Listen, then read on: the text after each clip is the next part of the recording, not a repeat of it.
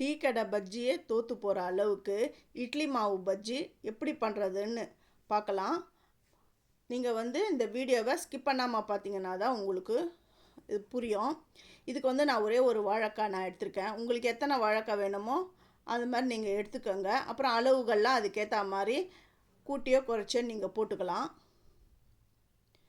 இந்த ஒரு வாழைக்காய் எடுத்து இது தலைப்பகுதியும் அப்புறம் இதோடைய காம்பு பகுதியும் கட் பண்ணிட்டு இந்த தோலெல்லாம் ரொம்ப நம்ம சரித்து எடுத்துடக்கூடாது.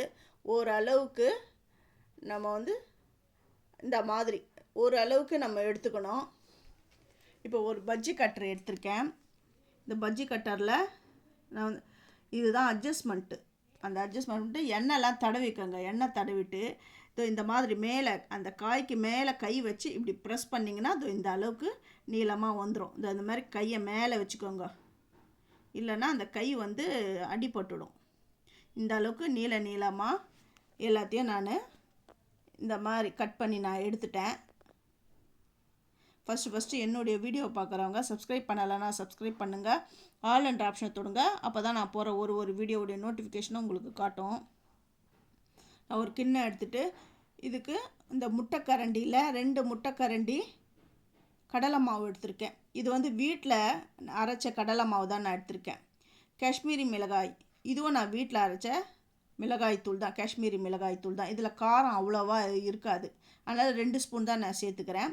அப்புறம் அரை ஸ்பூன் பெருங்காயம், ஓமம் 1 ஸ்பூன், இதுக்கு தேவையான அளவு உப்பு.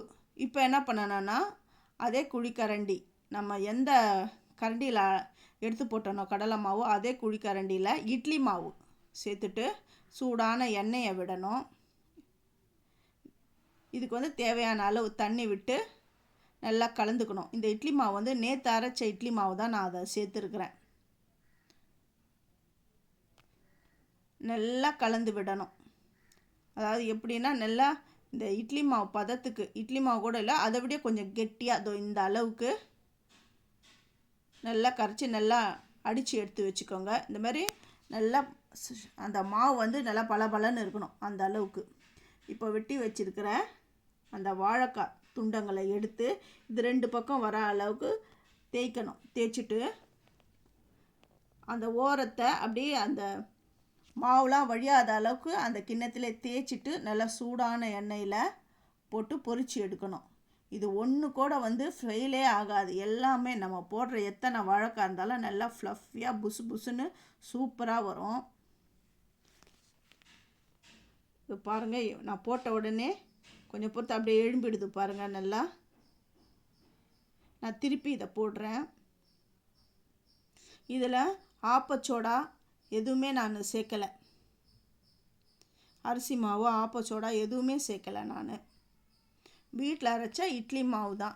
இட்லி மாவு போட்டு பஜ்ஜின்னு சொல்லிட்டு கடலை மாவும் சேர்க்குறீங்களே அப்படின்ட்டு சொல்கிறீங்களா? ஏன்னா கடலை மாவு போட்டால் தான் பஜ்ஜி வரும்.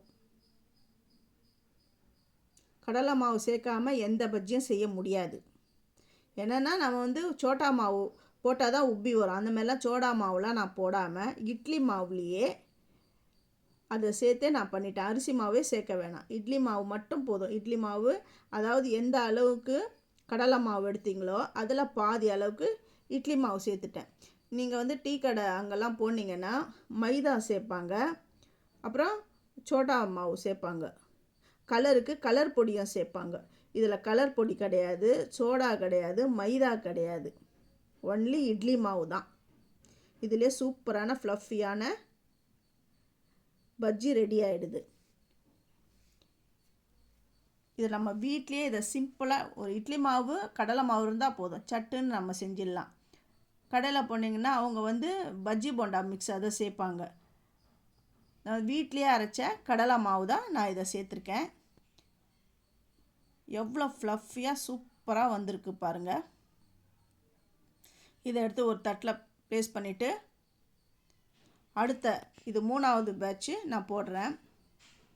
கடாய் சின்னதாக இருக்கிறதுனால அதுக்கேற்ற அளவுக்கு தான் நான் அந்த 2 போட்டு நான் பொரித்து எடுக்கிறேன். எல்லாத்தையும் நான் இதே மாதிரியே எல்லாத்தையும் நான் பொரித்து எடுத்துடுறேன்.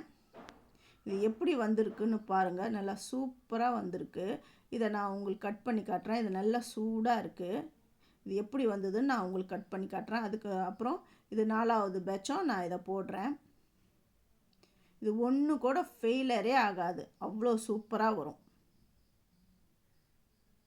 அதுவும் இல்லாமல் நம்ம வீட்லேயே நம்ம இது செய்யறதுனால இது ரொம்ப ரொம்ப ஹெல்த்தியும் கூட.